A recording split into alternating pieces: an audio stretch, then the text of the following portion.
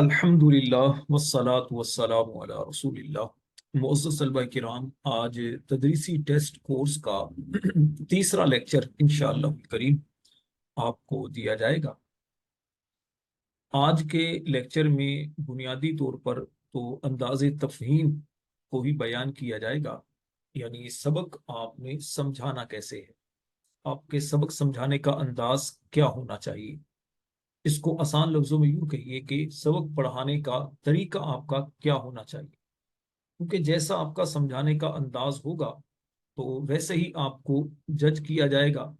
اور ایک استاد کی بنیادی ذمہ داری یہ ہوتی ہے کہ وہ طالب علم کے سامنے جو سبق پڑھانا چاہتا ہے وہ سبق اس انداز سے بیان کرے کہ طالب علم کو ایک تو وہ آسان لگے، دوسرا اس طالب علم کو وہ سمجھ میں آئے۔ اب طالب علم کو سمجھ کیسے آئے گا؟ بنیادی طور پر چند باتیں ذہن میں آپ کو رکھنا ہوں گی۔ پہلی بات تو یہ کہ جب طلبہ سامنے ہوتے ہیں تو اس میں مختلف ذہن کے طلبہ ہوتے ہیں، کچھ پڑھے لکھے، کچھ ذہین، کچھ متوسط ذہن کے، کچھ کمزور ذہن والے طلبہ ہوتے ہیں۔ تو ایک استاد جب سبق پڑھاتا ہے تو وہ ان تینوں کیٹیگریز کے طلبہ کو سامنے رکھتے ہوئے سبق پڑھاتا ہے۔ تو اس کا مطلب یہ ہوا کہ پڑھانے کے انداز بھی پھر مختلف ہوتے ہیں۔ تو آپ اس کو سادہ، اگر میں بالکل سادہ انداز میں کہوں تو آپ ایک ہی سبق کو تین مرتبہ دہرائیں گے، لیکن ہر مرتبہ دہرانے کا، بیان کرنے کا انداز مختلف ہوگا۔ مثال کے طور پر ایک مرتبہ آپ نے زبانی سبق بیان کر دیا طلبہ کے سامنے، یعنی طلبہ کی کتاب بند ہے اور آپ نے زبانی طور پر بیان کر دیا، خلاصہ بیان کر دیا، جی آج ہم یہ سبق پڑھیں گے۔ اس سبق کے بارے میں بنیادی باتیں کچھ بیان کر دی آپ نے۔ جیسے مثال طور پر آج ہم نے جو سبق پڑھنا ہے وہ کتاب الطہارت کا جو پہلا، جس پر آپ کو وجوہ اعراب میں نے آپ کو بیان کیے تھے، اسی کو میں نے آج بنایا ہے سبق کا حصہ، لیکچر کا حصہ، وہی آپ کو میں پڑھانے کا طریقہ سکھاؤں گا، بتاؤں گا۔ تو آج ہم نے مثال طور پر وہ پڑھنا ہے، تو بنیادی طور پر طلبہ کو کچھ اس کا تعارف پیش کر دیں کہ جی آج ہم نے مثال طور پر 7 جو پانی ہیں جن سے طہارت حاصل کرنا، پاکی حاصل کرنا جائز ہوتا ہے، درست ہوتا ہے، وہ 7 پانی آپ کو بیان کروں گا۔ اس کے بعد پھر 5 ان پانیوں کے بارے میں آپ کو بیان کروں گا کہ جو پانی مختلف اعتبارات سے مختلف ان کے احکامات ہو جاتے ہیں۔ تو وہ 5 قسم کے پانی ہوتے ہیں۔ ایک وہ پانی ہوتا ہے جیسے مطلق پانی جو ہم پانی پیتے ہیں، ایک وہ پانی ہوتا ہے کہ جو بارش والا پانی ہے، ایک وہ پانی ہے کہ جس سے کوئی کتا یا گدھا یا گھوڑا وہ اس سے جھوٹا اسے کر دیتا ہے، ایک وہ پانی ہوتا ہے کہ جس سے بلی یا مرغی یا اس طرح کے جو جانور وہ اسے جھوٹا کر دیتے ہیں، ایک وہ پانی ہوتا ہے کہ جس سے ہم وضو کرنے کے بعد ہمارے جسم سے وہ پانی نیچے گرتا ہے، استعمال شدہ جو پانی ہوتا ہے۔ تو اب آپ اس انداز سے طلبہ کو جب بیان کریں گے نا کہ بیٹا دیکھو اس انداز سے یہ پانی ہوتے ہیں، اب ان تمام آج کے سبق میں ہم یہ پڑھیں گے، اس کی تفصیل انشاءاللہ سبق کے اندر ہم پڑھیں گے۔ تو یہ خلاصہ آپ پہلے سے ہی بیان کر دیں گے تو طلبہ کا اشتیاق بڑھے گا، ان کو آئے گی کہ ہاں استاد صاحب آج اس بارے میں بیان کریں گے، وہ الرٹ ہو جائیں گے۔ اس کے بعد پھر آپ کتاب کی طرف آئیں گے، یعنی ایک انداز یہ۔ اس میں بھی کچھ طلبہ، اب یہ جو ذہین طلبہ وہ فوراً اس کو پک کر لیں گے۔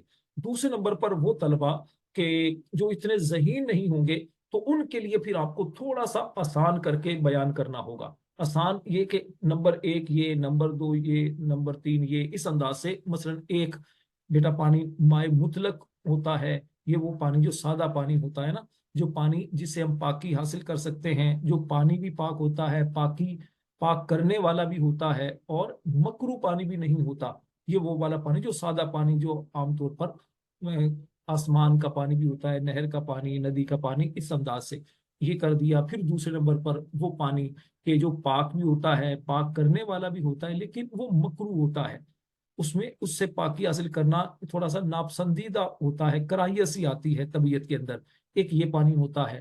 ایک وہ پانی ہوتا ہے کہ جو ناپاک پانی ہوتا ہے جس میں نجاست وغیرہ گر جاتی ہے۔ تو یہ آپ نے دوسری کیٹیگری یعنی کہ متوسط ذہن رکھنے والے طلبہ ان کے لیے بیان کر دیا۔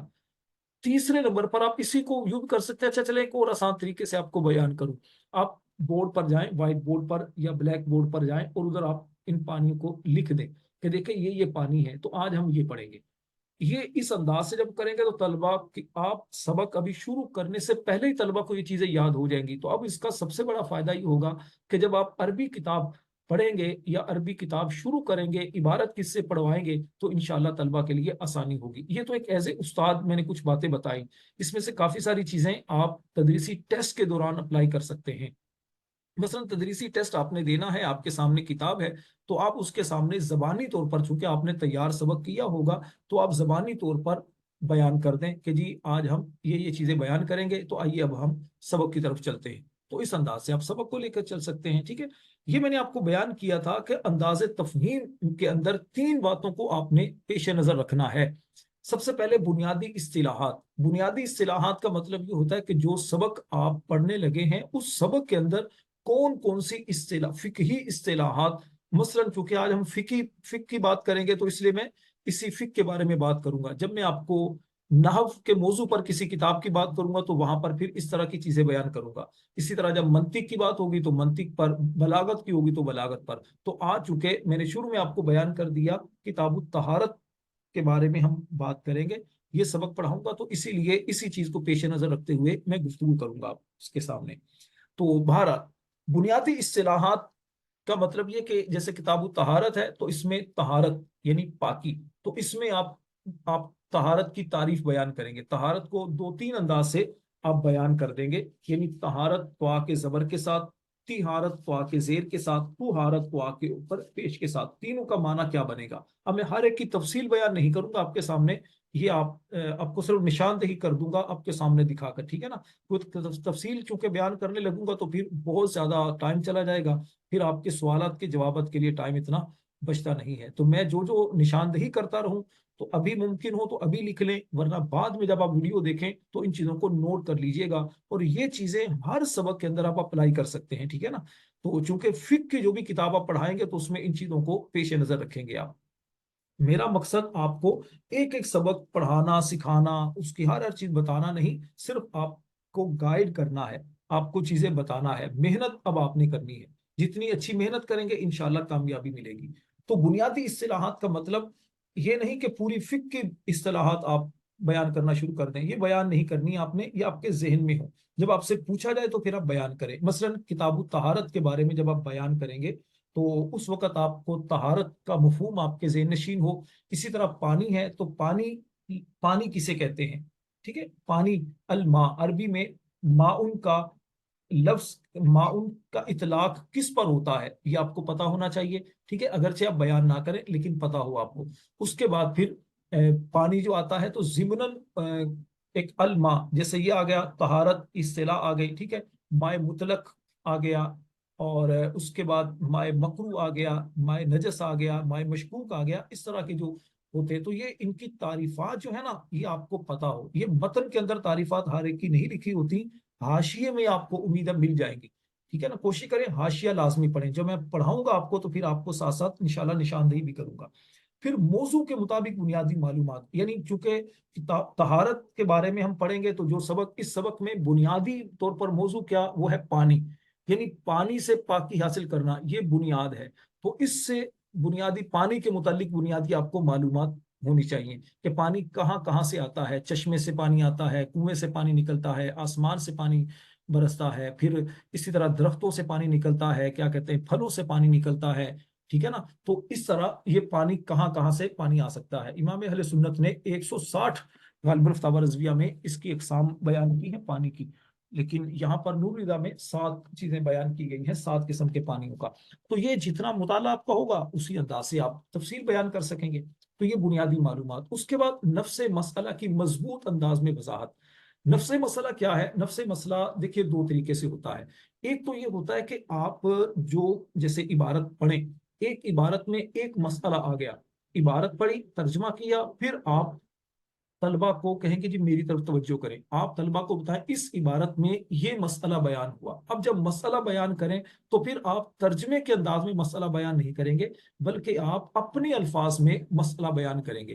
किस अंदाज से करेंगे ये किताब आपके सामने होगी तो इंशाल्लाह मैं आपको बयान करूंगा। तीसरे नंबर पर दो मसलों के दरमियान फर्क बयान करने का अंदाज। देखिए बाज़ औक़ात एक पैराग्राफ के अंदर, एक इबारत के अंदर दो मसलों को जमा किया गया होता है, दो मसलों की तरफ निशानदेही की गई होती है। अब उसको जो उस्ताद होता है, माहिर उस्ताद होता है, वो उसके फर्क को पहचानता है और बाज़ औक़ात हाशिए के अंदर तकरीबन उसके फर्क को बयान किया गया होता है।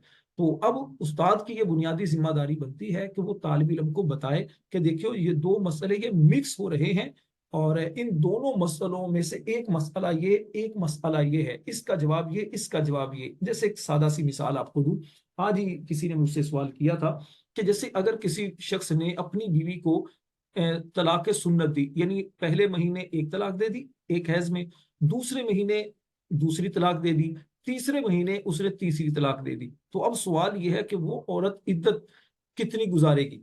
3 महीने इद्दत गुजारेगी, 2 महीने इद्दत गुजारेगी, या 1 महीने इद्दत गुजारेगी? तो इद्दत उसकी शुरू कब हुई और इद्दत के महीने कितने बनेंगे? तो अब जाहिर बात है कि ये अलग अलग चीजें हैं ना।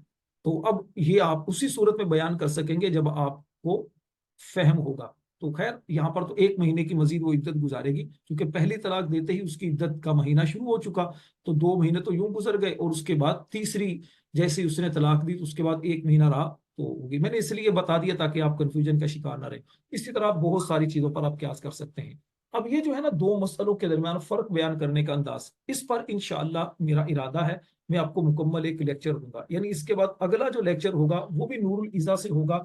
उसमें ये मैं इस तरह का कोई मकाम आपके सामने बयान करूंगा जिसमें दो मसले हों और दोनों मसलों में फर्क किस अंदाज से आपने बयान करना है। इंशाल्लाह बड़ा इल्मी मौजू होगा, गुफ्तगू होगी। तो आज मुझे जो बयान करनी है आपके सामने चीज, वो है नफ्से मसला की मजबूत अंदाज में वजाहत और तदरीस करने का तरीका, सबक पढ़ाने का तरीका आपका क्या होना चाहिए। अच्छा जी, अब हम चलते हैं किताब की तरफ। किताब की तरफ देखते हैं तो यह है किताबुत तहारत। ठीक है, किताबुत तहारत। अब सबसे पहले तरीकाकार क्या होगा?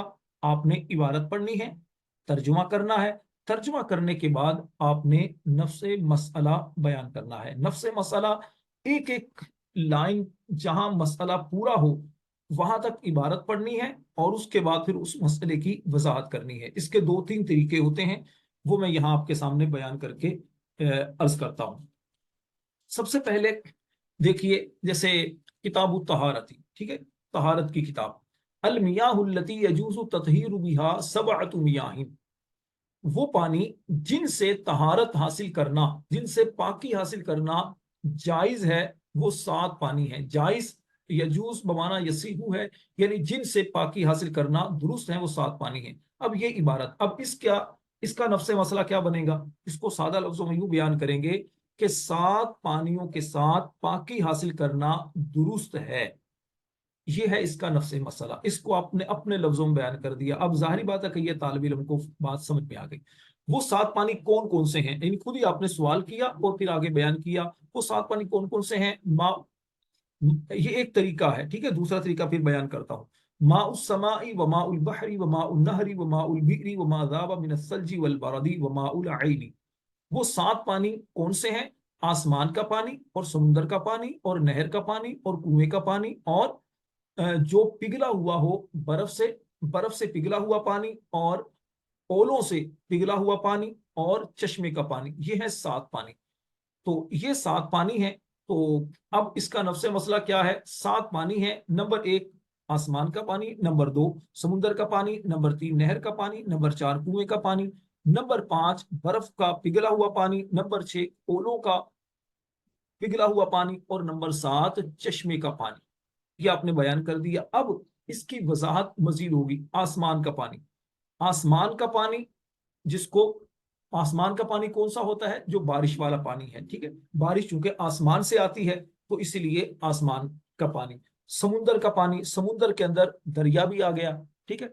दरिया भी आ गया, जरूरी नहीं कि लाजमी समुद्र का हो, दरिया भी आ गया। तो अब जिमनन आप थोड़ी सी दिलचस्पी पैदा करने के लिए आप बयान कर सकते हैं। जैसे पाकिस्तान में आप हैं तो पाकिस्तान में दरिया सतलुज है, दरिया जेहलम है, दरिया रावी है, इस तरह आप बयान कर सकते हैं। फिर नहर का पानी, नहर का पानी, नहर कौन सी? आप अपने इलाके की नहरों के नाम भी ले सकते हैं, और नहरे नील, नहरे फुरात, इस तरह। और तारीखी तौर पर हल्का सा टच दे सकते हैं, बात कर सकते हैं, तालिब इल्म में दिलचस्पी पैदा हो जाएगी, ठीक है, कि ये जन्नत की नहरें हैं।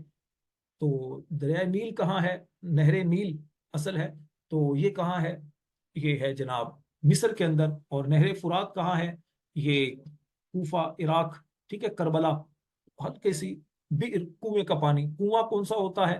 جو گاؤں دیہات میں کنویں ہوتے ہیں، پہلے کنویں چلتے تھے، اب بھی گاؤں میں بعض علاقے ہیں کنویں، ٹھیک ہے، برف کا پگھلا ہوا پانی، یہ تو ایزی ہے۔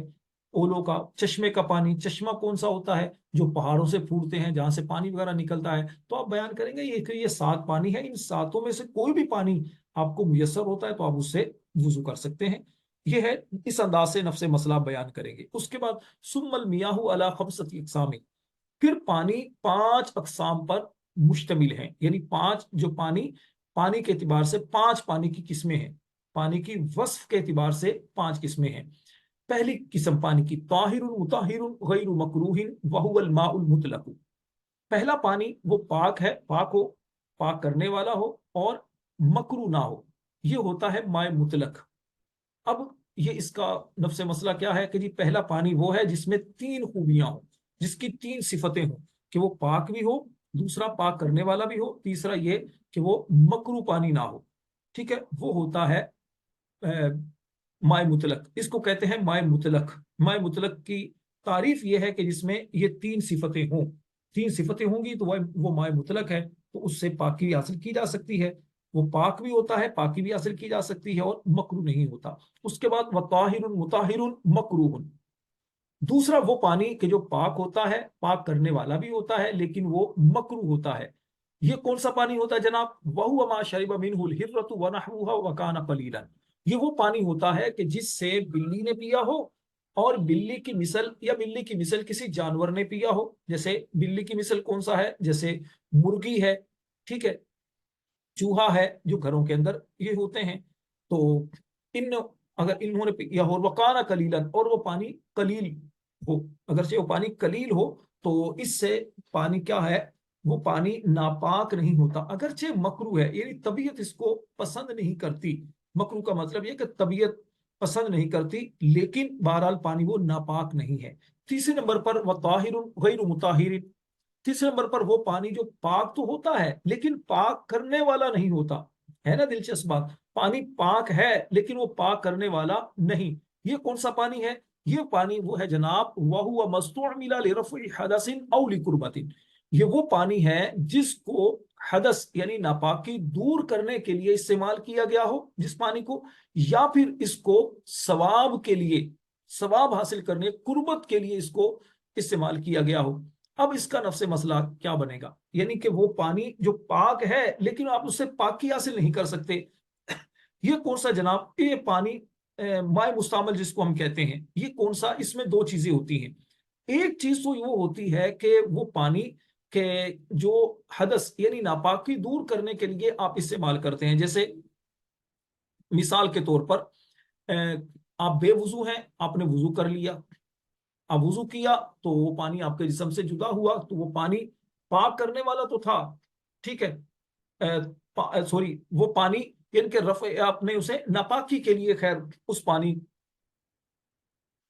نے اس کی مزید،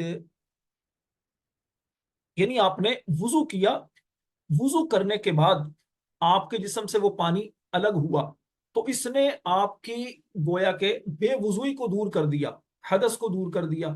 یا آپ غسل فرض تھا، آپ نے غسل کیا، تو غسل کرنے کے بعد جسم سے پانی جدا ہوا، تو وہ پانی اگرچہ پاک ہے کہ اس نے آپ کے حدث کو، حکمی نجاست کو دور کیا، لیکن اس سے پاک کی مزید پاکی حاصل نہیں کی جا سکتی۔ یعنی اس پانی سے آپ چاہیں کہ مزید کوئی وضو کر لے تو ایسا نہیں ہو سکتا۔ ایک یہ حدث یا قربت، قربت کا مطلب کیا؟ ثواب کے لیے، جیسا کہ کل وضوئی علی الوضوء بنیتہ، جیسا کہ وضو پر وضو کرنا اس کی نیت کے ساتھ، وضو کی نیت کے ساتھ، یعنی ثواب کی نیت سے، ثواب کی نیت سے وضو پر وضو کرنا۔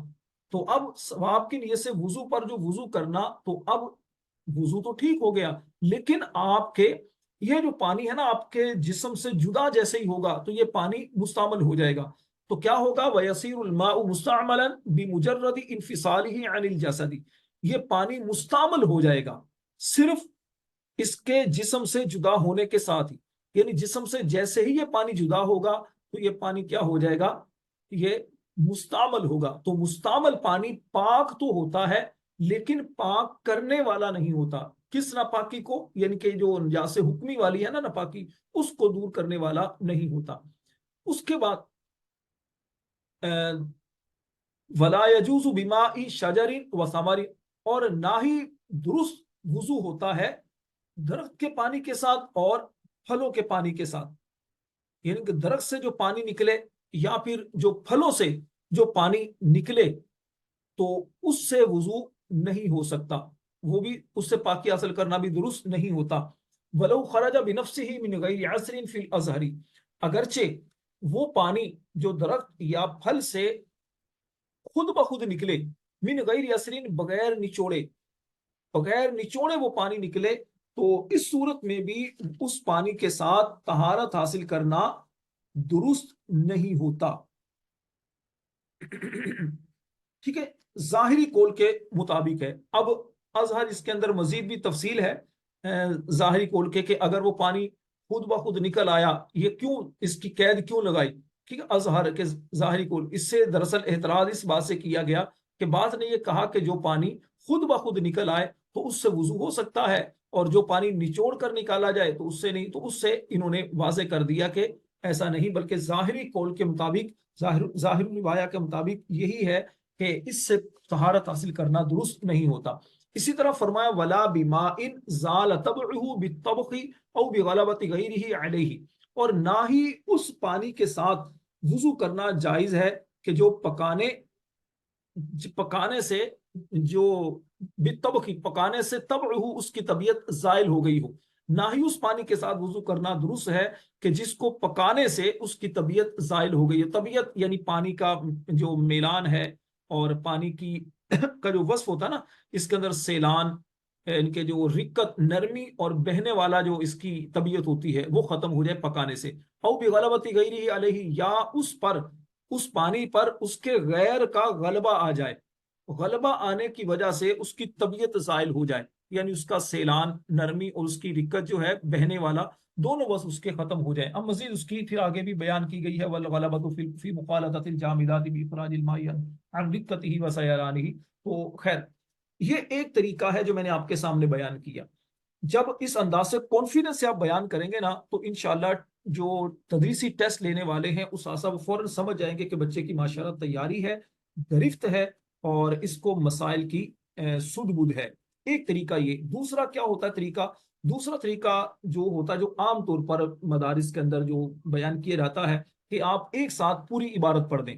المياه التي يجوز التطهير بها 7 مياه ماء السماء وماء البحر وماء النهر وماء البئر وما ذاب من الثلج والبرد وماء العين، ثم المياه على 5 أقسام: طاهر مطهر غير مكروه وهو الماء المطلق، وطاهر مطهر مكروه وهو ما شرب منه الهرة ونحوها وكان قليلا، وطاهر غير مطهر وهو ما استعمل لرفع حدث أو لقربة كالوضوء على الوضوء بنيته، ويصير الماء مستعملا بمجرد انفصاله عن الجسد، ولا يجوز بماء شجر وثمر ولو خرج بنفسه من غير عسر في الأزهر، ولا بماء زال تبعه بالطبق أو بغلبة غيره عليه.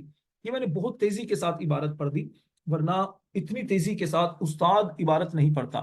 میں نے وقت کی وجہ سے تیزی کے ساتھ پڑھی ہے، ورنہ آپ جب پڑھیں گے تو صاف الفاظ میں، آسان انداز میں. میں ایک مرتبہ تھوڑا سا سنا دیتا ہوں آپ کو، تاکہ آپ ایسا نہ ہو کہ میری اسی چیز کو کاپی کرنا شروع کر دیں اتنی تیزی کے ساتھ. یعنی یہ تیزی کے ساتھ میں نے جان بوجھ کر پڑھی کہ آپ کانفیڈنس دکھائیں. تکلفاً کانفیڈنس جب دکھائیں گے نا تو ایسا ایسا آپ کی طبیعت کا حصہ بنے گا، اور جو استاد صاحب ہوں گے، چیکر ہوں گے، تو وہ سمجھیں گے کہ ماشاءاللہ کانفیڈنس اس بچے کے اندر ہے. تو بہرحال عبارت اس انداز سے آپ کریں گے: المياه التي يجوز التطهير بها 7 مياه ماء السماء وماء البحر وماء النهر وماء البئر وما ذاب من الثلج والبرد وماء العين. اس انداز سے آرام آرام سے ٹھہر کر آپ عبارت پڑھیں گے. اچھا جی، اس کے بعد کیا کہتے ہیں، یہ بہرحال یہ طریقہ ہو گیا. اب آپ نے یہ ایک ایک کر کے مسئلے تو میں نے سارے آپ کو بتا دیے. آخر کے اندر آپ پھر خلاصہ بیان کریں گے کہ جی آج ہم نے جو سبق پڑھا، آج سبق کے اندر ہم نے یہ چیزیں بیان کی. اب ضمن چلے میں کچھ اور باتیں بھی آپ کو یہاں پر بیان کر دوں کہ اب طلبہ کی طرف سے سوالات آپ پر ہو سکتے ہیں. طلبہ کی طرف سے سوالات کیا ہو سکتے ہیں؟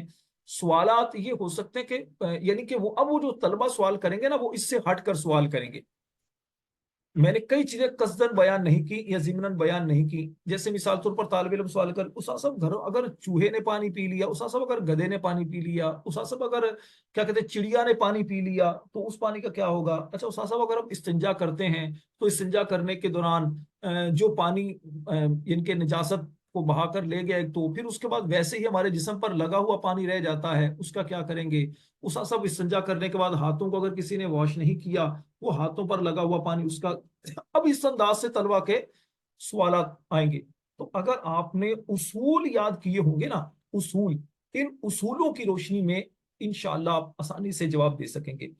खास तौर पर मेरी ताकीद आप सबसे ये है कि आप जो भी किताब पढ़ाएं, जैसे फिक की बात मैं अगर करूं तो फिक की पढ़ाएं ना, जैसे किताब तहारत है, तो अब इसमें आपने क्या करना है, पानी से मुतालिक जो बुनियादी चीजें वो आपने क्या कहते हैं बहार शरीयत से देख लें, फतावा रज़विया शरीफ से देख लें, और फिर खास तौर पर पढ़ाने के लिए मैं बहुत अहम बात करने लगा हूं, हाशिया लाजमी लाजमी लाजमी देखें। जैसे ये मैंने कई चीजें आपको बयान नहीं की, अब मैं आपको बयान कर देता हूं ताकि जरूरत पड़े तो आप इन चीजों को पेश नजर रख सकें। जैसे मिसाल के तौर पर आप इसका हाशिया देखें। अब इसमें तहारत, तहारत का लुगवी और शरई माना बयान किया गया। ठीक है, लुगत में तहारत का माना जमा करना, ठीक है, जमा करना। तो किताब मस्दर है, लुगी माना जमा करना, और जो चीज लिखी जाती है इसमें चूंकि अल्फाज होते हैं इसलिए उसे किताब कहा जाता है। ठीक है ना, ये एक आसान हो गई। अब फिक ही उसमें अल्फाज हो तो वो फिक की किताब हो गई। अब तहारत बिफतह ताई मस्दर तहारा शई, तहारत अगर तो के फतह के साथ हो तो फिर ये मस्दर होगा। इस वक्त इसका माना क्या होगा? नजाफत, सफाई सुथराई। वह भी कसरी अल आला। और अगर तिहारत तो आके जेर के साथ इसको पढ़ें तो अब ये आला होगा। तहारत का आला क्या होता है? पाकी के आले दो, या तो पानी या फिर मिट्टी। वो भी दम्मीहा। और अगर दम्मा के साथ इसको पढ़ें तो फिर जो चीज फाजिल हो बचे, तुहारत अगर करें तो यानी पाकी हासिल करने के बाद जो चीज फाजिल हो, जायद हो, तो उसके उसके लिए इस्तेमाल किया जाता है। फिर आप देखें अल मियाहू, इसके बारे में अगर आपसे पूछा जाता है अल मियाहू क्या है, तो आप बता सकते हैं कि ये जमा कसरत है, और जमा किल्लत अमवाहुन आती है। अल माउ, ये देखिए पानी की तारीफ, जौहरुन शिफाफुन लतीफुन सयालुन वलअज़्बु मिनहु बिही हयातुन कुल्लु नाइमिन, कुल्लु नामिन। ठीक है, कि ये पूरा बयान किया गया कि ऐसा जोहर साफ हो, लतीफ हो, बहने वाला हो, मीठा हो, इससे हर जो जानदार होता है उसकी हयात उसमें होती है। फिर यजूजू बमाना यसीहू। अच्छा, ये तो एक चीजें आ गई। अब इसके अंदर और भी कई चीजें हैं, मैं इशारातन बता देता हूं आपको। जैसे यजूजू, आपसे सवाल हो सकता है यजूजू ये क्या है, फेल को इसकी सरफी तहकीक करें। ठीक है, या तालील मुअल्लल है या गैर मुअल्लल है? यजूजू असल में यजवुजू था, तो यजवुजू से यजूजू कैसे बना? सरफी तहकीक करें। तो सरफी तहकीक का इंशाल्लाह तरीका मैं आगे सिखाऊंगा आपको, तो उस अंदाज से आप सरफी तहकीक इसकी करते हैं। पूरा सीखा बता दें। अत-ततहीर, अत-ततहीर फाइल है, अत-ततहीर पर रफा आने की वजह बता देंगे जी फाइल है। ये आपसे सवाल हो सकता है। ठीक है, फिर इसी तरह क्या कहते हैं सल्लल्लाहु अलैहि वसल्लम, ये अफआल की अगर मैं सिर्फ आपको तवज्जो दिलाऊं तो जैसे ताहिरुन इसमें फाइल, मुताहिरुन इसमें फाइल, दोनों में क्या है? ताहिरुन सुलासी मुजर्रद से इसमें फाइल है, मुताहिरुन सुलासी मजीद फी से इसमें फाइल है, मकरूहन इसमें मफूल का सीगा। ठीक है, उसके बाद सल्लल्लाहु अलैहि वसल्लम शरीबा, मा शरीबा। अब मा शरीबा में मा इसमें मौसूल है, तो इसमें मौसूल है तो लाजमी आगे सिला है।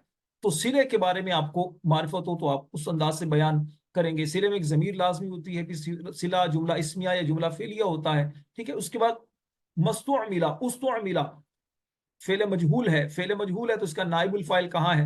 इसका हुआ ज़मीर वो इसका नाइबुल फाइल। ठीक है, इस अंदाज से। और फिर इसकी भी सरफी तहकीक आपसे पूछी जा सकती है। ताहिरुन मुताहिरुन, इसकी भी सरफी तहकीक आपसे पूछी जा सकती है। गैरा के बारे में, गैरा का इराब पूछा जा सकता है। मुस्तअमलन, ठीक है, क्या सुलासी मजीद फी से इसमें मफूल का सीगा है। फिर इनफिसाल, बाबे इनफियाल से, बिमुजर्रद इनफिसाली क्यों नहीं, इनफिसाली क्यों? हमजा, ये जब इसका देखेंगे कि बाबे इनफियाल का हमजा क्या होता है, वस्ली है या कतई, तो समझ आ जाएगी आपको।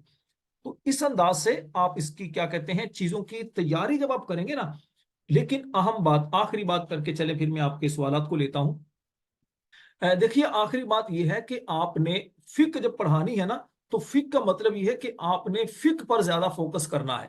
यानी ऐसा ना हो कि आप फिक की किताब पढ़ाएं और आपका फोकस हो जाए सरफी नहवी गुफ्तगू पर, आपका फोकस हो जाए तालीलात पर और तराकीब पर। नहीं, وہ ضمناً استاد صاحب جب پوچھیں آپ سے تو بیان کریں، جب پڑھائیں آپ طلبا کو تو ضمناً یہ چیز آئے تو آپ طلبا سے پوچھیں اور طلبا کو بیان کریں، ورنہ آپ کا فوکس ہونا